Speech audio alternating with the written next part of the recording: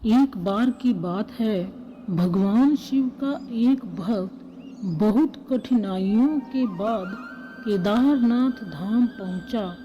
जब वह वहां पहुंचा तो मंदिर के पुजारी जी मंदिर के कपाट बंद कर चुके थे। उसने पुजारी जी से बहुत विनती की कि मैं बहुत समय और कठिनाइयां सहकर महीनों बाद यहाँ पहुँचा हूँ। आप कृपया मुझे दर्शन करने दें। पुजारी जी ने बहुत विनम्रता से बोला कि इस मंदिर का नियम है कि इसके कपाट 6 महीने खुलते हैं और 6 महीने बंद रहते हैं। अगर एक बार कपाट बंद हो गए तो 6 माह बाद ही खुलेंगे। अब आपको 6 मास बाद ही आना पड़ेगा। यहाँ पर जीवन बहुत कठिन है क्योंकि यहाँ बहुत ज़्यादा ठंड पड़ती है। आप जहाँ नहीं रह सकते। इतना कहकर पुजारी जी वहाँ से चले गए। भगवान शिव का भक्त उनका नाम स्मरण करने लगा। प्रभु, आप तो जानते हैं कि कितनी श्रद्धा भावना से मैं यहाँ तक पहुँचा हूँ। रास्ते में आने वाली कठिनाइयों के बाद भी मेरा मन विचलित नहीं हुआ था, क्योंकि मेरे मन में आपके दर्शन की लालसा थी। उनके आँखों के अश्रु धारा बह रही थी। उसे भूख और प्यास भी लगी थी।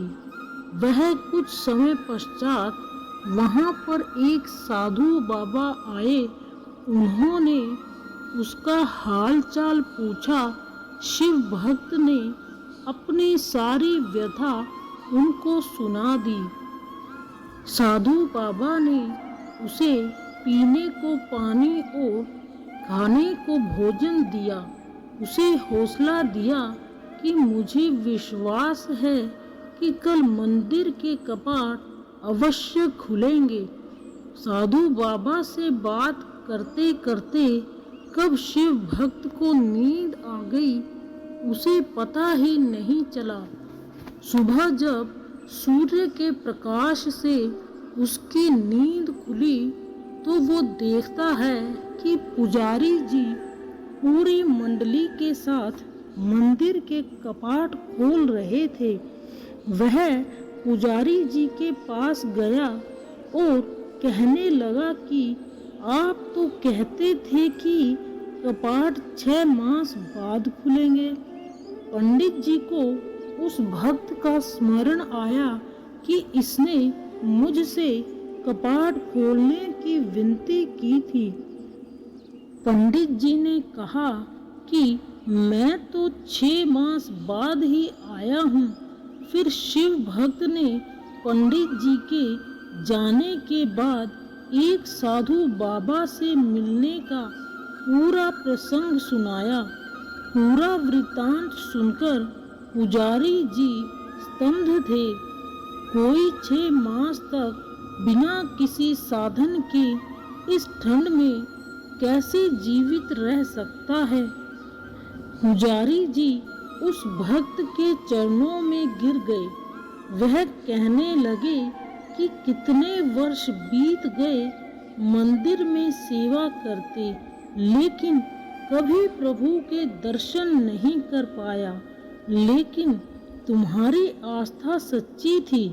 तुम्हारी करुण पुकार सुनकर भगवान शिव न केवल स्वयं तुम्हें भोजन और पानी देकर गए, बल्कि भोलेनाथ ने 6 मास के कालखंड को योग माया से एक रात्रि में समाप्त कर दिया। सच ही कहते हैं कि ईश्वर की भक्ति इतनी सच्ची आस्था से करो कि अगर कष्ट तुम पर हो तो फिक्र ईश्वर को हो कि भक्त को कष्ट से कैसे उबारना है। ओम नमः शिवाय।